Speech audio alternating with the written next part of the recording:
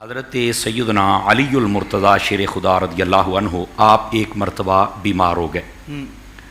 حضرت سیدنا ابو بکر صدیق رضی اللہ عنہ، جناب فاروق اعظم رضی اللہ عنہ، جناب عثمان غنی، یہ تینوں اکٹھے ہوئے، کہا کہ ہمارے یار بیمار ہو گئے ہیں، پتہ نہ کر کے آئیں۔ سبھی ملے اور پتہ کرنے کے لیے تشریف لے گئے۔ جب چل کے دستک دی تو غلام نے چل کے بتایا سیدنا علی المرتضیٰ کو کہ آپ کے دوست آئے ہیں۔ تو کہا بھائی پوچھ کے آ گئے ہو، جلدی کرو ان کو اندر لے کے آؤ۔ یہ تینوں حضرات مقدس ہستیاں مولا علی کے پاس جمع ہوئے تو 4 یار بن گئے ماشاءاللہ۔ اب جب وہاں تشریف فرما ہوئے تو آپ نے اپنے غلام سے کہا بھائی جلدی کر، میرے مہمان بڑے خاص آئے ہیں، ان کے لیے کوئی کھانے کا اہتمام کر، جو بھی ہے لے آ۔ اس وقت گھر کے اندر شہد موجود تھا، اور وہ بھی تھوڑا سا تھا، ایک پلیٹ کے اندر، سفید رنگ کی وہ پلیٹ تھی، اس کے اندر وہ شہد تھا۔ وہ گیا جلدی سے بھاگ کے اٹھا کے جب لایا نا، تو بسا اوقات عدم توجہ کی بنیاد پر بندہ دیکھ نہیں سکتا کہ اس میں کیا ہے، اس میں ایک بال تھا۔ اس نے جب سامنے رکھ دیا نا تو تب اس کی نظر پڑی کہ یار شہد میں تو ایک بال ہے، تو یہ کیا بنا؟ تو حضرت علی المرتضیٰ نے بھی تھوڑا سا جب اس کی طرف دیکھا تو صدیق اکبر کہنے لگے کہ آپ اسے نہ دیکھیں، غلام کو کہنے لگے تو جا بھائی، اب یہ ہمارا کام ہے، جا تو جلدی کر۔ ماشاءاللہ۔ وہ چلے گئے۔ اب حضرت صدیق اکبر اور باقی تینوں دوستوں نے حال چال پوچھنے کے بعد حضرت صدیق اکبر کہنے لگے کہ یار یہ شہد بھی ہے، پلیٹ بھی ہے، بال بھی ہے، آج اس پر تبصرہ نہ کیا جائے؟ تو کہنے لگے جی بالکل اس پر تبصرہ کرتے ہیں، تاکہ وہ جو ایک مدنی محفل تھی وہ تھوڑی سی مٹھاس میں بدل جائے، تو ذرا اس میں کوئی تبصرہ کیا جائے۔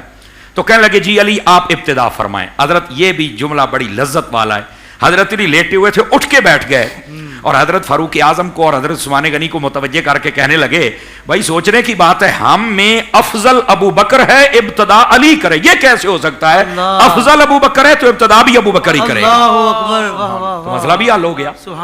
آپ سے کہا کہ آپ ابتدا کریں، باقی نے بھی کہا کہ آپ ابتدا کریں۔ سیدنا ابو بکر صدیق رضی اللہ عنہ، آپ نے فرمایا ٹھیک ہے اگر آپ کہتے ہیں تو میں بات کو چلاتا ہوں۔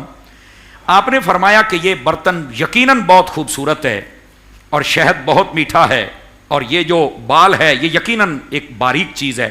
آپ نے فرمایا میں تینوں چیزوں پر تبصرہ کرتا ہوں۔ آپ نے فرمایا الدین انور من الطست، فرمایا جو ہمارا دین ہے نا، جو حضور نے عطا کیا ہے، اللہ نے اپنے حبیب کے ذریعے عطا فرمایا ہے، یہ اس برتن سے بھی زیادہ شفاف ہے۔ ہمارے دین میں کہیں پر کوئی اندھیرا نہیں ہے، بالکل ہماری رہنمائی کی ہے۔ انہوں نے کہا جی آپ نے صحیح تشبیہ دی ہے اس کے ساتھ۔ فرمایا وَذِكْرُ اللَّهِ أَحْلَى مِنَ الْعَسْلِ، فرمایا جو اللہ کا ذکر ہے نا وہ شہد سے بھی میٹھا ہے، اگر کسی کو اس کی لذت لگ جائے۔ اب وہ حضرت شاہ صاحب والی بات ہے کہ اللہ کے ولی ہیں، صوفی ہیں، اور سب کے ولی ہیں، امام الاولیاء اس امت کے ہیں، اسی لیے تو ذکر اللہ کی فضیلت کو بیان کر رہے ہیں کہ وہ شہد سے بھی زیادہ میٹھا سکتی ہے۔ انہوں نے کہا یہ بھی آپ کی تشبیہ بالکل درست ہے۔ اب رہ گیا تھا بال۔ فرمایا وَالشَّرِيعَةُ أَدَقُّ مِنَ الشَّعْرِ، ہماری جو شریعت ہے نا، فرمایا بس اوقات ایسا موڑ آ جاتا ہے، ایسا مسئلہ آ جاتا ہے کہ بال سے بھی زیادہ باریکی وہاں پہ آ جاتا ہے۔ اور ان کا جی بڑی کمال کی آپ نے تشبیہات بیان فرمائی ہیں۔ اب باری آ گئی حضرت فاروق اعظم کی، ان کی محبت بھی دیکھیں، محفل بھی دیکھیں اور گفتگو بھی دیکھیں۔ اچھا، حضرت فاروق اعظم رضی اللہ تعالیٰ عنہ آپ سے کہا کہ آپ تبصرہ فرمائیں، انہوں نے کہا ٹھیک ہے۔ وہ کہنے لگے الجنت انور من الطست، فرماتے ہیں کہ یہ پلیٹ جتنی بھی چمکدار ہے نا، رب کی جنت اس سے کہیں حسین ہے۔ انہوں نے کہا یہ بات بھی آپ کی بالکل ٹھیک ہے۔ اب شہد پر فرمایا وَنَعِيمُهَا أَحْلَى مِنَ الْعَسْلِ، فرمایا جو جنت کی نعمتیں ہیں وہ اس شہد سے ہزاروں درجے بڑھ کے میٹھی ہیں۔ انہوں نے کہا یہ تشبیہ بھی آپ کی بالکل خوبصورت ہے۔ اور آپ نے فرمایا پر یہ یاد رکھنا وَالصِّرَاطُ أَدَقُّ مِنَ الشَّعْرِ، جو پل صراط ہے وہ بال سے بھی زیادہ باریک ہے۔ آپ نے یہ تشبیہات تین ارشاد فرمائی۔ اب آ گئی حضرت عثمان غنی کی باری۔ حضرت عثمان سے کہا اب آپ تبصرہ فرمائیں۔ حضرت عثمان غنی کہنے لگے القرآن انور من الطست، فرمانے لگے جو قرآن کی نورانیت ہے وہ اس برتن سے ہزاروں گنا بڑھ کے زیادہ چمکدار ہے۔ انہوں نے یہ تشبیہ دی۔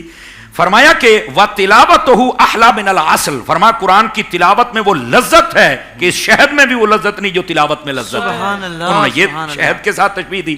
اور اس کے بعد فرمایا کہ وَتَفْسِيرُهُ أَدَقُّ مِنَ الشَّعْرِ، فرمایا قرآن کی تفسیر میں کچھ ایسے موقع آ جاتے ہیں بال سے بھی زیادہ باریک تفسیر کرنی پڑتی ہے، اور یہ ہر بندے کے بس کی بات نہیں ہے۔ آپ نے یہ تین تشبیہات ارشاد فرمائی۔ اب باری آ گئی مولا علی کی، اور ناظرین اگر غور کر رہے ہیں تو اب تمہاری بھی باری آ گئی، ذرا تکڑے ہو جاؤ۔ اب پتہ چلے گا چار یاروں کی محفل کیسی ہے، تبصرہ کیسا ہے، اور مولا علی کیا فرماتے ہیں۔ مولا علی نے کہا جی اب میری باری ہے۔ جی ہاں۔ آپ فرمانے لگے کہ یہ ہے میرے مہمان۔ اب ان پر انہوں نے جب کلام کیا، انہوں نے اپنا موضوع سخن اپنے مہمانوں کو بنایا۔ آپ فرماتے ہیں ضیفی انور من الطست، لوگوں سن لو، یہ جو میرے مہمان ہیں نا، ان کی جو چمک ہے وہ اس برتن سے بھی ہزاروں گنا زیادہ بہترین چمک رکھتے ہیں، اتنے خوبصورت میرے مہمان ہیں۔